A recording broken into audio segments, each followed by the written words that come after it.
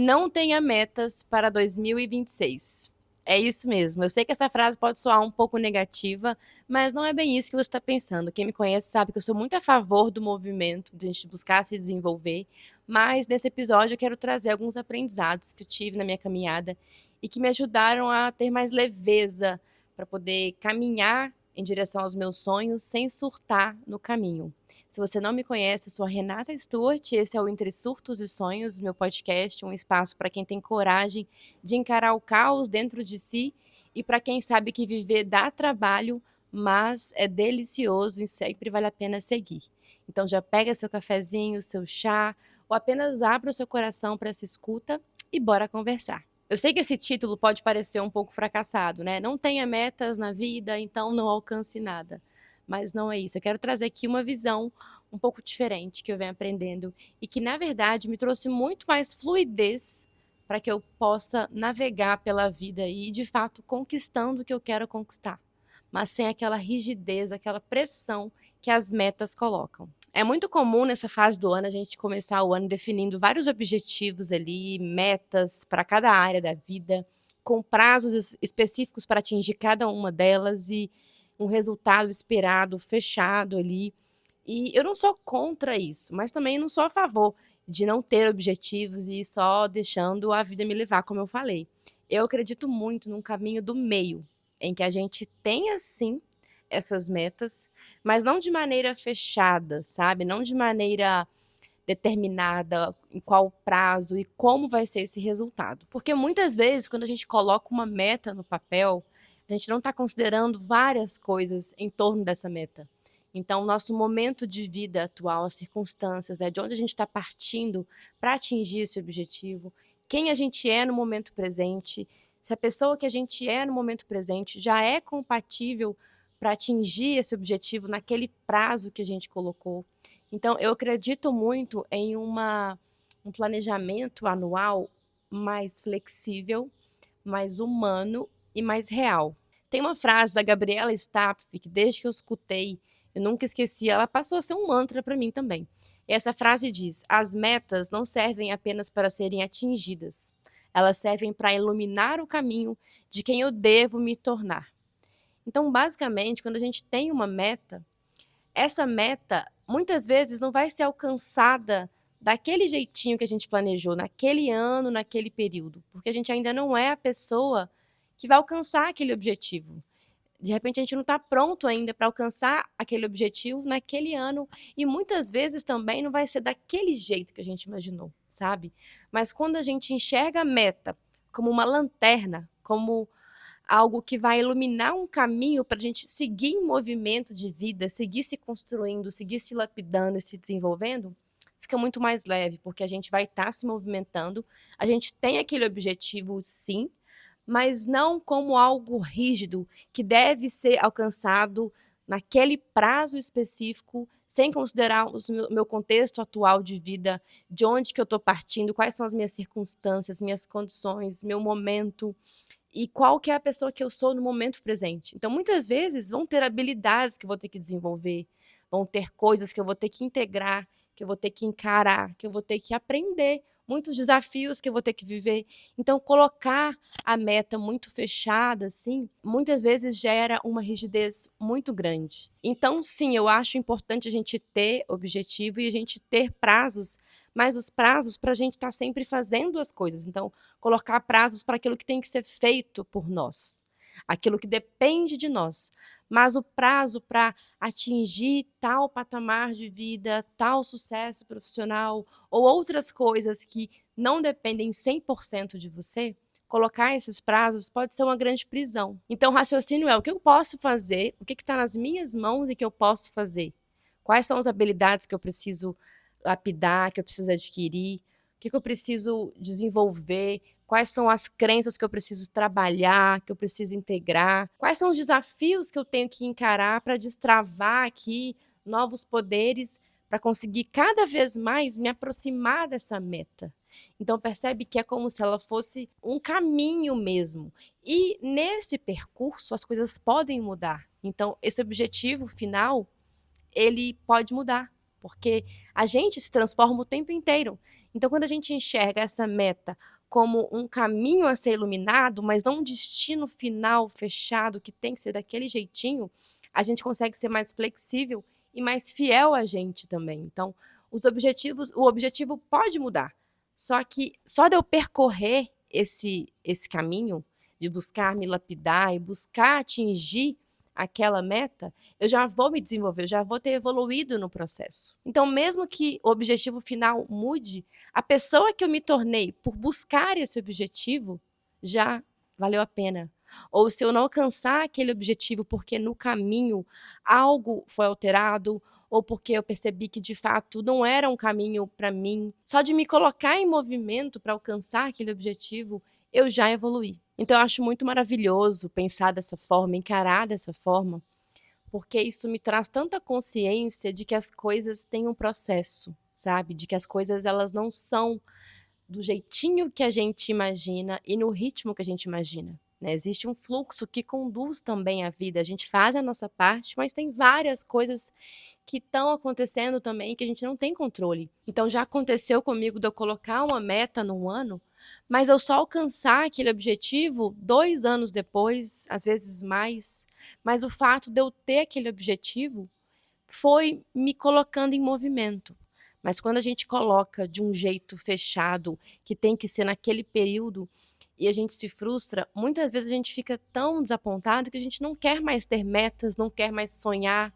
Isso acontece muito com a vida adulta, né? A gente vai ficando muito enrijecido e tem até vergonha de sonhar, tem até vergonha de colocar um objetivo grandioso no papel, porque já se frustrou tanto, mas muitas vezes é porque a gente aprendeu a se comparar com o caminho do outro. A comparação também é um ponto de atenção muito grande aqui.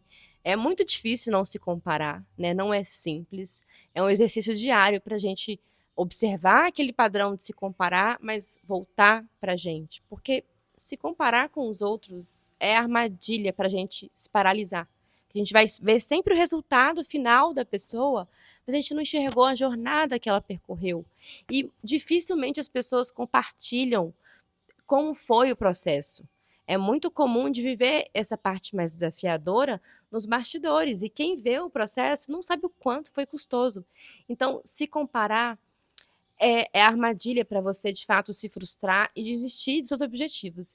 Então, sempre que você se pegar se comparando, eu faço isso. Eu volto para mim, faço uma regulação emocional de voltar para mim e lembrar da minha caminhada. A pessoa que eu estou me tornando, o meu ritmo, o meu tempo, dos meus aprendizados, do lugar que eu estou partindo, né? Então, eu gosto de olhar para a pessoa que eu era há um ano atrás. Então, quem eu era em janeiro de 2025 e quem eu sou agora. Se você olhar para a sua vida e ver aprendizados que você teve ao longo da sua caminhada, ver coisas que antes eram desafiadoras para você e hoje são tranquilas, você vê que você tem plena capacidade de evoluir. Mas muitas vezes, se comparando com o caminho dos outros, a gente se esquece disso, porque a gente está, de fato, comparando o nosso tempo com o tempo de outra pessoa. Eu vi uma amiga minha fazendo uma analogia. Ela falou que cada um tem um relógio. E você se comparar com o outro é como se você pegasse o seu próprio relógio e tivesse tentando ver as horas em outro fuso horário. E isso é impossível. E aí, falando de forma prática, né, se você se compara muito com alguém, eu sugiro muito que você dê um tempo de acompanhar essa pessoa. De verdade, faça isso por você. Eu já fiz isso e me ajuda muito a sair um pouco do olhar do outro e olhar para minha potência, para minha história, para as coisas que eu estou construindo. Então, parar de seguir ou silenciar aquela pessoa por um tempo, sabe? Com o tempo, à medida que você começa a ver que você está avançando, essa comparação vai se dissolvendo. E ela tem um potencial gigante para se tornar uma inspiração. Mas ficar só olhando para o outro e alimentando a ideia dentro de você de que você não é boa o suficiente, que você não está pronta para se colocar no seu caminho, é armadilha para você ficar num lugar de inveja e não de inspiração. Então, se a comparação está excessiva, deixe um pouco de lado esse olhar para o externo e foca cada vez mais no seu interno, no seu mundo, no que você tem, no que você pode fazer hoje com o que você tem. Pode reparar, quando você para de consumir muito pessoas que te ativam esses gatilhos de comparação, a sua vida começa a andar, seus objetivos começam a andar. É impressionante. Faz o teste e me conta. Agora falando sobre os desejos, né? O perigo de desejar. Eu sempre falo aqui que é muito importante a gente estar se escutando para ouvir os nossos desejos mais profundos, mais reais, para a gente ser fiel a eles. Mas é muito importante também a gente saber diferenciar o que é um desejo real, genuíno, que vem da nossa essência mesmo, e o que é um desejo mais superficial, que vem do nosso ego. Então, quando é um desejo que não vem de um lugar genuíno dentro de nós, muitas vezes é uma busca por aprovação externa, por validação social, para a gente atingir um sucesso que foi imposto para a gente na sociedade, um modelo de sucesso que foi vendido para a gente. Afinal, a gente vive em sociedade, a gente é ensinado o tempo inteiro a desejar certas coisas, certas conquistas, carreiras, estilos de vida. Então, por que é importante ter cuidado com o desejo, né? Porque o desejo, ele gera uma sensação de falta no nosso inconsciente. Pensa bem, se você deseja algo, é porque você não tem aquilo. Então, ele gera uma sensação de ausência real, sabe? E na natureza, se você não tem alguma coisa que é essencial para a sua vida, né, como água, comida ou comunidade, isso pode ser fatal. E aí o nosso inconsciente, que é feito para garantir a nossa sobrevivência primeiramente, ele não sabe distinguir quando é a falta de algo vital para gente ou só um desejo que a gente tem por alguma coisa, sabe? Então, quando a gente deseja muito alguma coisa que a gente não tem, o nosso inconsciente interpreta isso como uma ameaça à nossa vida. E aí isso gera ativa, né, o nosso sistema nervoso simpático, aquele alerta constante, aquele estresse constante, porque eu preciso conquistar aquilo, porque eu preciso buscar aquilo. E aqui eu quero falar a diferença de desejo e entusiasmo. Então repara, quando você fica muito apegado a um desejo específico, aquilo acaba gerando uma resistência, aquilo te comprime ao invés de te expandir. Então é quando você está mais focado no resultado final do que em viver o processo para poder chegar naquele resultado. Então é quando você começa a querer controlar tudo, a querer que as coisas saiam do jeitinho que você idealizou na sua cabeça, no tempo que você idealizou. E aí vem um primeiro desafio, você já fala, ai, não sou boa nisso, isso não é para mim, isso não vai dar certo. Então é quando você fica muito ali na rigidez, no imediatismo e querendo controlar as coisas e acaba bloqueando de fato o fluxo, sabe? Ou pior, quando você fica tão focado no desejo, naquela dopamina, naquele pico de dopamina que você vai ter quando alcançar aquele desejo, sem de fato estar presente ali no processo, né, só olhando para o desejo, é muito comum também de ao alcançar esse desejo, a pessoa ter uma queda de dopamina. Então ela vai ter aquele pico de dopamina e vai ter uma queda, porque passou, ela alcançou e acabou, é aquilo. Agora, quando você está, de fato, no processo, vivenciando o processo, sabe? Celebrando as pequenas conquistas do processo, cada desafio que você vai encarando, cada habilidade que você vai aprendendo, cada etapa desse processo, sem ficar só focado no resultado final, essa distribuição de dopamina ela é mais harmônica, né? Ela é mais equilibrada. E aí você não vai ter aquela sede por aquele pico do final, porque o processo também te transformou, porque você estava ali, de fato, vivendo e aprendendo no processo e buscando se divertir no processo também. É claro que muitas vezes o processo não vai ser simples, né? Não vai ser gostosinho o tempo inteiro. Vão ter desafios, vão ter erros, mas quando você está vivendo os processos, você está ali presente, você não está só focada no objetivo final, porque a maior parte são os processos. A maior parte são dias comuns, enfrentando o desafio. Se a gente for viver só para o momento que alcancei, uau, agora eu tenho tal coisa, agora eu sou isso, agora eu tenho o que eu queria. Quando a gente for esperar só isso, a gente está perdendo vida. A gente está matando dias de vida. É igual esperar para viver só no final de semana, né? Para ser feliz e viver beleza na vida só no final de semana. É a mesma coisa. É você eliminar quantos dias no seu ano. Agora, quando você foca no entusiasmo e não no desejo, a mágica acontece. Que aí você está ali seguindo um caminho, né? A meta que eu falei que ilumina aquele caminho te expande. E aí você olha para um desafio e pensa, olha, tem um desafio aqui. Como que eu posso fazer isso funcionar? O que eu preciso integrar dentro de mim para fazer isso dar certo? Então, o entusiasmo, ele te coloca em movimento, ele te faz expandir.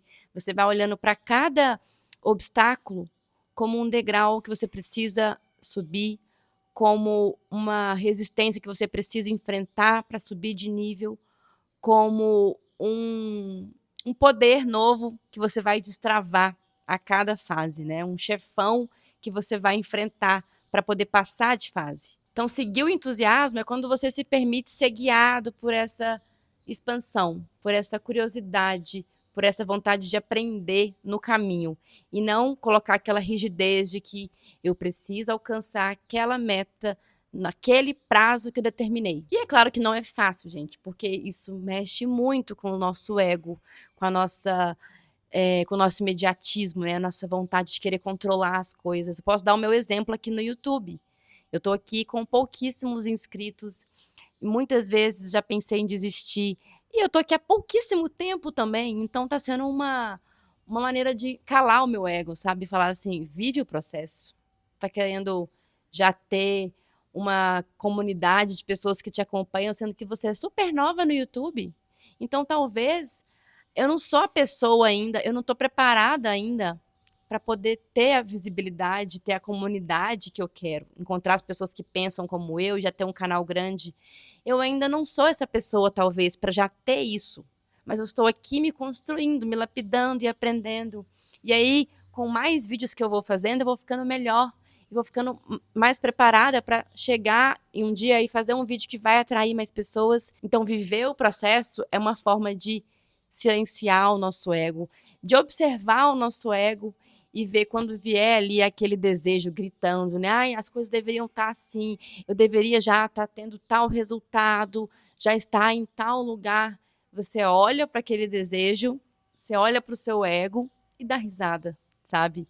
Às vezes não, às vezes a gente de fato vai se identificar com esse ego, vai falar assim, caramba, tá muito ruim, eu não sou boa nisso, não é para mim. Mas quando você tá consciente e consegue observar esse ego de fora, você fala, caramba, olha lá, querendo controlar o processo, querendo que as coisas aconteçam assim, não quer viver o processo, quer só o resultado final. Isso é uma grande ilusão. A essência, ela diz, não, esse caminho faz sentido para mim. Eu não sei como vai ser o resultado final, eu não tenho garantia, eu não sei qual vai ser o prazo que eu vou alcançar, mas eu estou fazendo o que tem que ser feito. Eu estou fazendo o que está no meu controle, eu estou evoluindo no processo, estou me lapidando e as coisas vão acontecendo naturalmente. Se no caminho eu perceber que essa meta já não faz mais sentido, tudo bem, mas eu aprendi pra caramba, sabe? E a partir daí já tô melhor para seguir uma outra rota e o que eu aprendi não vai ser perdido. Eu acho que é sobre a gente estar aberto para a vida, sabe? A gente enxergar as metas como uma trilha, como um direcionamento, mas sem que a gente se coloque naquela rigidez de querer que as coisas ocorram exatamente do jeitinho que a gente planejou e no tempo que a gente planejou. E agora eu quero propor um exercício maravilhoso que eu aprendi com a Marcela Picanso, num curso que eu fiz com ela, o Flow. E o exercício é o seguinte: pensa aí nos 3 grandes desejos que você tem para 2026, ou pelo menos um desejo. Escreve aí num papel ou apenas pense aí com você qual que é esse desejo. E agora me responda, ou escreva aí para você, o que é que você está buscando sentir com esse desejo? O que é que você está buscando sentir, ou realizar, ou resolver, atingindo esse desejo? Tá? O que é que está por trás desse desejo? Então, por exemplo, sucesso profissional que eu estou buscando, é um desejo. Mas o que eu estou buscando sentir? O que eu estou buscando sentir? Talvez confiança? Não sei.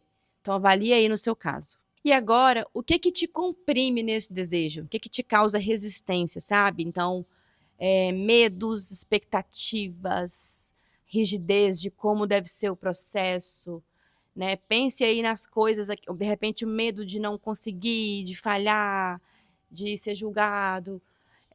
Enfim, pense em tudo que te comprime, né? Que te causa essa rigidez no processo. E agora pense no que te expande nesse desejo. Então, essa meta que você tem aí, quando você pensa nela, o que te expande, que te traz uma vontade de seguir esse processo, de seguir esse caminho, sabe?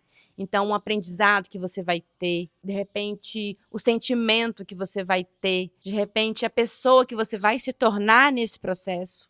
Então, o que eu quero te mostrar aqui é que existe sim o desejo, mas o que a gente quer de verdade, como essência, não nosso ego, né? O que a gente quer é o que está por trás desse desejo. Então, como o exemplo que eu dei, se você quer muito um cargo específico, um sucesso profissional, às vezes o que você está buscando aí, como ser mesmo, é confiança, é confiar em si mesmo, é confiar que você pode integrar as coisas que você tem que integrar, que você pode se desenvolver, que você pode encarar seus maiores medos, seja eles quais são, que estão aí no caminho entre você e esse desejo. Então, o que a gente quer mesmo como essência é a transformação que está por trás desse desejo. É algo mais interno, sabe? Não externo. Se for unicamente externo, vai gerar a queda de dopamina. E aí você vai perceber que não era aquilo. Né? Isso tem muito a ver com adaptação hedônica, que é um conceito da psicologia positiva. O nosso cérebro, ele se acostuma até mesmo com coisas incríveis. Então, até mesmo aquela coisa, uau, aquela coisa que a gente quer muito, quando a gente conquista, depois de uns 3 meses, aquilo já entra numa normalidade, a gente já volta a ter um nível de felicidade habitual, como era antes. É por isso que é importante viver de fato os processos e seguir o entusiasmo, seguir o desejo que expande e não que comprime. Então, resumindo, ter sim as metas. Eu sou a favor de ter metas, mas não como um destino final fixo, mas como uma lanterna aí para iluminar o caminho de quem você deve de fato se tornar. E se você chegou até aqui, eu te agradeço pela companhia. A companhia nesse ano de 2025 também, o ano que eu inaugurei esse podcast. Eu espero muito estar com vocês aqui de novo em 2026, enquanto fizer sentido, enquanto esse caminho aqui estiver me expandindo, porque está. E te agradeço aí, te peço para se inscrever se você é novo nesse canal e se você me ouve no Spotify, te peço para avaliar o episódio, porque isso me ajuda muito a entregar esse conteúdo para mais pessoas cada vez mais. E claro, deixe o seu like aqui ou um comentário me contando como que esse conteúdo ressoou aí para você, qual foi o maior insight, o que você quer compartilhar sobre esse assunto para a gente conversar aqui embaixo. E um feliz ano novo para você que me escuta, que seja um 2026 aí de caminhos abertos para a gente, com muito entusiasmo, muita paixão pelos processos, porque são esses processos, são as coisas que a gente faz dia a dia, as microações é que de fato nos transformam. Obrigada e até o ano que vem.